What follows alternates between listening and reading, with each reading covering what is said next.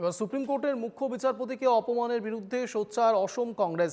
রাজীব ভবন প্রাঙ্গণে শনিবার কংগ্রেসের তপশিলি সেলের উদ্যোগে এক প্রতিবাদী মিছিলের আয়োজন করা হয়। প্রধানমন্ত্রী নরেন্দ্র মোদীর কুশপুতুল পুড়িয়ে জানানো হয় প্রতিবাদ।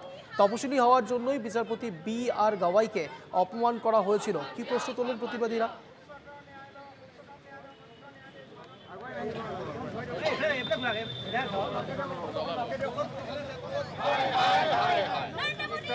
আমি সকলোৱে আজি যিগৰাকী আমাৰ উচ্চতম ন্যায়ালয়ৰ মুখ্য ন্যায়াধীশক যিটো অপমান কৰিছে, জোতা দলিয়াইছে, আমি তাৰ প্ৰতিবাদত এইটো কৈছোঁ। এয়া আচলতে দেশৰ জুডিচিয়াৰী ছিষ্টেমৰ ওপৰত তেওঁলোকে অপমান কৰিছে, ডেমক্ৰেচিৰ ওপৰত অপমান কৰিছে, ইণ্ডিয়ান কনষ্টিটিউশ্যনক অপমান কৰিছে। গতিকে এনে অপমান আমি দেশবাসীয়ে কেতিয়াও সহ্য নকৰোঁ।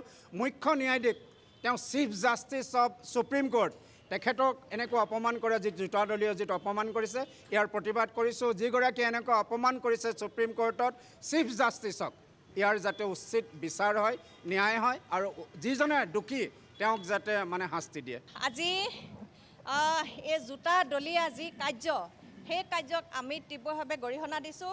ৰাষ্ট্ৰৰ বাবে অপমান, আমাৰ অনুসূচিত জাতিৰ বাবে চৰম অপমান। আজি যিহেতু আইনখন ক'ত গ'ল, আজি য'ত নেকি চেণ্ট্ৰেলত আমাৰ বিজেপি চৰকাৰ আছে, অসমত আমাৰ বিজেপি চৰকাৰ আছে, আজি চাওক চোৰ ডকাইতবোৰ এই চৰকাৰখনৰ কাৰণে ধূপ ধূনা জ্বলাই আজি কি কৰিছে, ফুলৰ মালা পিন্ধাইছে। আৰু যোনসকলে ৰাইজৰ প্ৰতি প্ৰতিবাদ কৰি আছে, ন্যায় লাগে বুলি প্ৰতিবাদ কৰি আছে, সেইসকলক আজি জোতা দলিয়াইছে। জোতা দলিয়াইছে য'ত নেকি ৰাস্তা পদূলি নহয়, কোৰ্টৰ ভিতৰত। আজি যিজন অধিবক্তাই জোতা দলিয়াইছিলে আমাৰ চিফ জাষ্টিছ বি.আৰ. গাভাই ডাঙৰীয়াক, আজি এই চৰকাৰখনে কি কৰিছে, সেই ডকাইতক আজি মুক্তভাৱে ঘূৰি ফুৰিছে। চাওক আপোনালোকে, দেশখন আজি ক'ত গ'ল।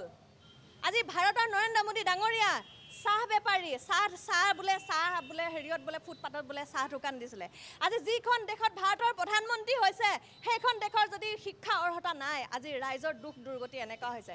আমি বহুত ধিক্কাৰ দিছোঁ। এই চৰকাৰখনে কি কৰি আছে আপোনালোকে চাওক।